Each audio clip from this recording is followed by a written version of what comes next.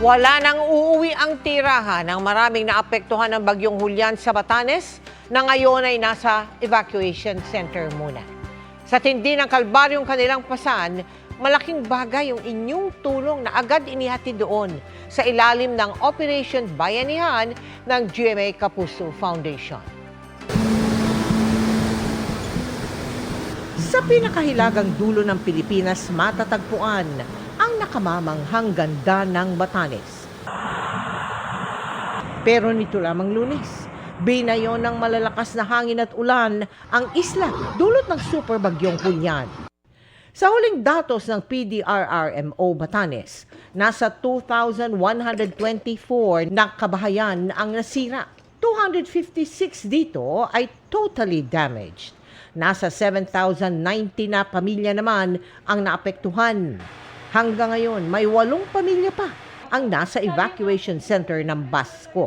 Itong 8 na to is totally wala silang mababalikan na bahay kasi natangay at natumba yung bahay nila. Isa na riyan ang pamilya ni Linda. Hindi raw nila alam paano na magsisimula uli. Lalo na't ngayon pa lang daw sila nakakabangon matapos mawasak ang kanilang bahay noong 2021 dahil sa Bagyong Kiko. Naalala ko noon, 2 beses na yun. Tapos ito, mas grabe. Kasi na-WhatsApp na naman yung bahay ko.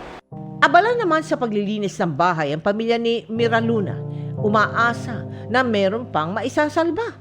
Dahil kasi sa takot noong kasagsagan ng bagyo, agad silang lumikas. At ang kanyang panawagan, sana po mabigyan po kami ng tulong.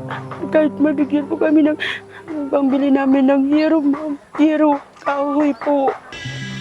sa tulong ng Office of Civil Defense, agad lumipad ang GMA Kapuso Foundation sakay ng Air Force C-130 para maghatid ng relief goods sa mga evacuees doon.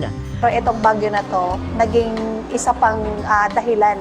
Kaya naging medyo yung mga resources namin medyo kulang. Kaya nagpapasalamat kami sa inyo. At least yung naibigay nyo sa amin, sa kanila, maibsan yung sa pangangailangan sa pagkain. Nakapila pa din tayo sa Air Force cargo plane para makapaghatid sa Batanes ng karagdagang relief goods para sa libu-libong nasalanta roon. Bukas ang nakatakdang paglipad ng GMA Kapuso Foundation Relief Goods sa Batanes. Sa mga nais tumulong, bisitahin lamang ang GMA Kapuso Foundation website na www.gmanetwork.com/kapusofoundation/donate.